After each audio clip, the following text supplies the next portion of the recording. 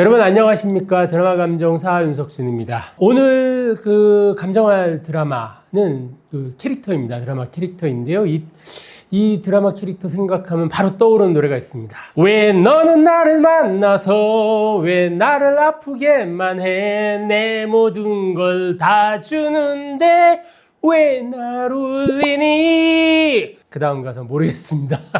아마 드라마를 알지 못한 사람들도 이 노래 한두 번쯤은 다 들어봤음직할 것 같습니다. 귀가의 유혹이라고 불렸던 드라마 아내의 유혹의 드라마 주제가였죠. 저녁 7시 20분이면은 전국에 이 아내의 유혹의 노래가 울려 퍼지고 그러면 집으로 향하는 사람들의 발길이 굉장히 분주해지고 거리는 한산해지는 마법 같은 순간이 2008년 11월부터 2009년 5월까지 이어졌죠. 이른바 김순옥 월드 막장 드라마의 시작을 알렸던 그 기틀을 마련한 드라마가 바로 아내의 유혹이라고 할 수 있죠. 2011년 중국 후난TV에서 리메이크를 할 정도로 굉장히 강력한 파장을 불러일으켰었죠. 2024년도의 화제작 내 남편과 결혼해줘, 이 드라마의 원조라고 해도 과언이 아니죠. 이 아내의 유혹은 내가 만약 다시 태어나면 어떤 남자를 만나 어떻게 멋지게 살아볼까라는 이런 질문을 왜 할까요? 사실 한국 사회에서 여성들은 굉장히 오랫동안 봉건적 가부장제에서 비롯한 그 억압을 많이 느꼈죠. 이런 어떤 여성 억압에 대한 탈출구로서 새로운 인생에 대한 그런 욕망을 완벽하게 충족시켜준 드라마로 주목을 받았습니다. 얼굴에 점 하나 찍었을 뿐인데 다른 여자라고 하네? 이게 말이 돼? 이러면서도 매일 저녁 사람들의 귀가를 유혹하면서 최고 시청률 37.5%를 기록했던 이 아내의 유혹의 성공 요인은 여러 가지가 있긴 합니다. 그 중에서도 이 아내의 유혹의 주인공이었죠. 자신을 죽음으로 몰아간 남편 정교빈, 변우빈 배우가 연기를 했고 지금도 노숙자 신세로 길거리를 헤매는 그런 모습이 이제 짤로 돌아다니기도 하는데요. 바로 이 정교빈에게 복수하기 위해서 죽음의 위기에서 벗어나 얼굴에 점 하나 찍고 구은재라는 인물에서 민소희로 변신한 그런 캐릭터를 연기한 장서희 배우의 공이 굉장히 크죠. 하지만 이보다 더 주목받는 캐릭터가 있었죠. 바로 김순옥 월드에서 빠질 수 없는 그런 악녀 캐릭터이죠. 그 신혜리를 연기한 김서영 배우를 빼놓고 이야기하기가 어렵습니다. 그래서 오늘은 김순옥 악녀 시리즈의 시작이라 해도 지나치지 않을 아내의 유혹의 신혜리 캐릭터를 감정하겠습니다. 신혜리 캐릭터의 감정 포인트는 시기와 질투 그리고 파멸입니다. 시기, 질투. 이런 건 드라마 캐릭터 분석을 하다 보면 흔히 볼 수 있는 그런 평범한 용어들이죠. 하지만 하나씩 파고들면 인간이라면 누구나 가지고 있는 그런 본성이라고 할 수가 있죠. 굉장히 잘 다스리면 자기 발전의 동력으로 작용을 한다고 하지만 자칫하면 자기 파멸의 동인이 되기도 한다라는 점에서 인간의 본성이라는 그런 보편성을 담보하고 있습니다. 자, 그렇다면 신혜리는 어떤 캐릭터일까? 하나하나 차근차근 좀 알아보겠습니다. 일단 구은재의 친구였습니다. 구은재 오빠 구강재의 애인이었는데 은재 남편 정교빈의 불륜 상대가 되었다가 급기야 구은재를 몰아내고 그 정교빈의 아내 자리를 차지하는 친구, 애인, 불륜, 아내 이런 상당히 좀 자극적인 수식어가 필요한 캐릭터라고 할 수가 있습니다. 신혜리는 어렸을 때 일찍 그 세상을 떠난 부모님을 대신해서 구은재 부모님 집에서 얹혀 살게 됩니다. 구은재 부모님이 그 신혜리의 부모님하고 이제 친한 친구 사이였는데 집에 놀러 오던 밤길에 운전을 하다가 교통사고로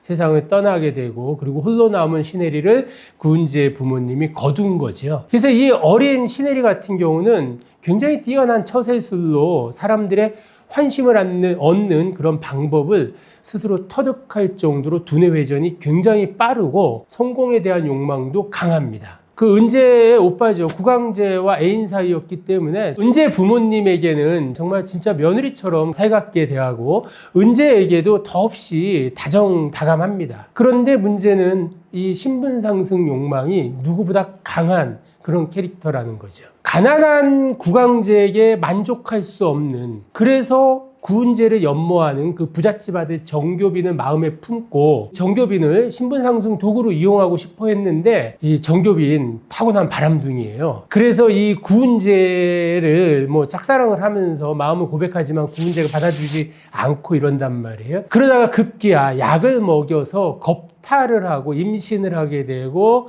그렇게 결혼에 성공을 하게 됩니다. 이 정교빈이 구은재와 결혼을 하게 되자 이 구은재에 대한 시기심, 질투심, 이게 극한으로 치닫게 되죠. 신혜리가 그 구은재에게 콤플렉스를 느끼는 지점 여러 가지가 좀 있는데, 일단 학창시절 성적은 좀 비슷했는데 경제적 형편이 좋지 않아서 구은재하고 달리 전문대에 진학을 해야 했고, 파리 그 유학을 갈 수 있는 기회가 달린 디자인 공모전을 굉장히 오랫동안 준비를 했는데, 이건 역시 구은재에게 밀려서 좌절이 됩니다. 자연스럽게 구은재를 향한 콤플렉스가 훨씬 더 강해지게 되고, 그래서 구은재의 자리를 차지하고 싶은 그런 욕망에 휩싸이게 됩니다. 급기야 구은재 남편이죠. 이 정교빈, 바람둥이 정교빈을 유혹해서 하룻밤을 보내게 되고, 정교빈은 이 사실을 구은재에게 걸릴까 싶어 두려워서 신혜리에게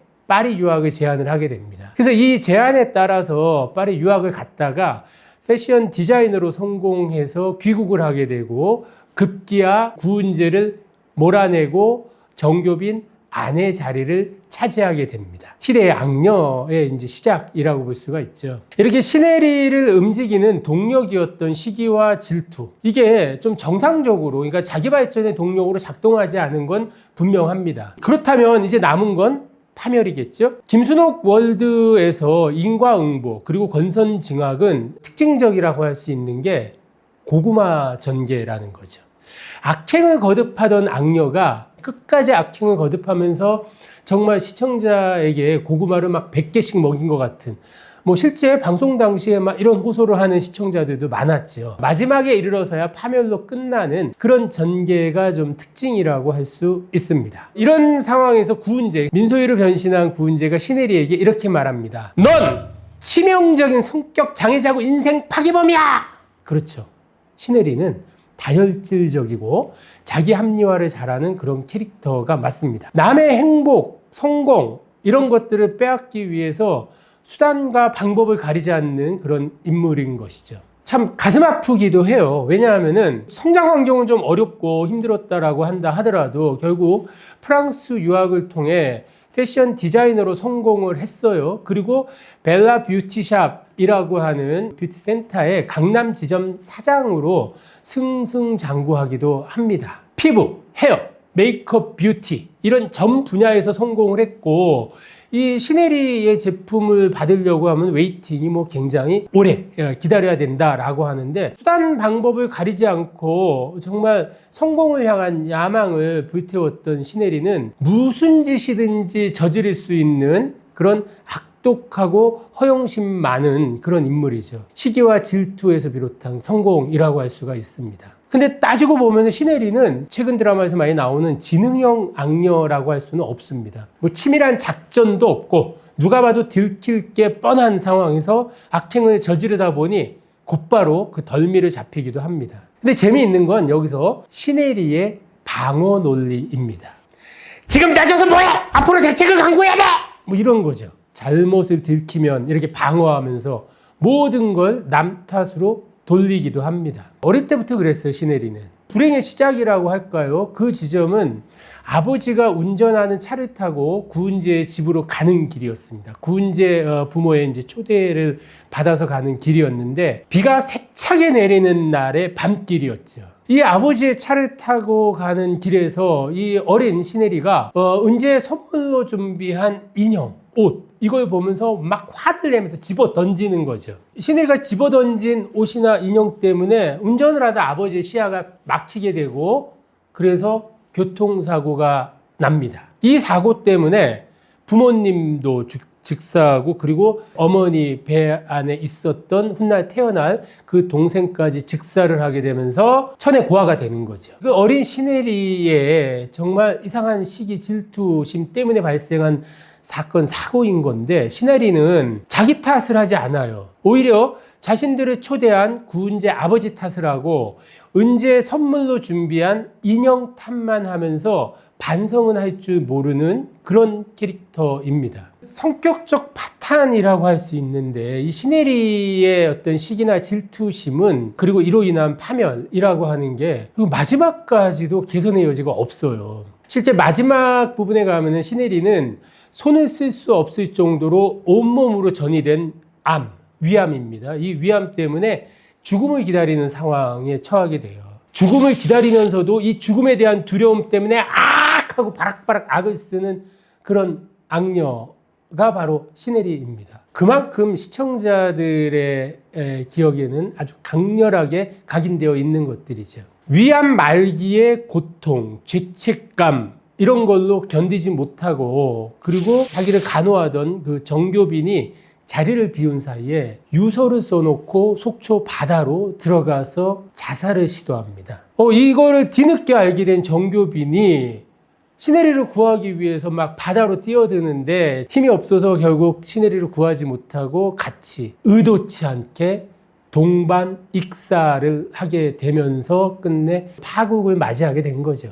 김순옥 월드의 깃틀이면서 악녀 시리즈의 원조격이었던 이 시네리 캐릭터로만 놓고 본다면은 평범한 사람의 상식으로는 이해할 수 없는 그런 악행을 거듭하는 악녀죠. 이게 또 김순옥 드라마에서 악녀들이 벌이는 악행의 어떤 특징이기도 해요. 캐릭터 자체로는 사실 특별하다, 주목할 만하다라고 하는 어떤 그런 특징을 발견하기는 쉽지 않습니다. 희대의 악녀라는 것 말고는. 그런데 이 개연성 없는 시네리라는 캐릭터를 김서영 배우가 정말 탁월하게 연기를 했죠. 정말 저렇게 소리 지르다가 이 성대가 다 나가지 않을까라는 이런 걱정이 들 정도이기도 했습니다. 캐릭터는 사실 그렇게 매력적이지는 않지만 김서영 배우의 연기, 이 연기력을 좀 감안해서 김서영 배우의 연기력으로 만들어진 악력 캐릭터가 바로 시네리라는 그런 생각이 좀 듭니다. 그래서 이 시네리 캐릭터의 최종 감정가는 2,400원입니다.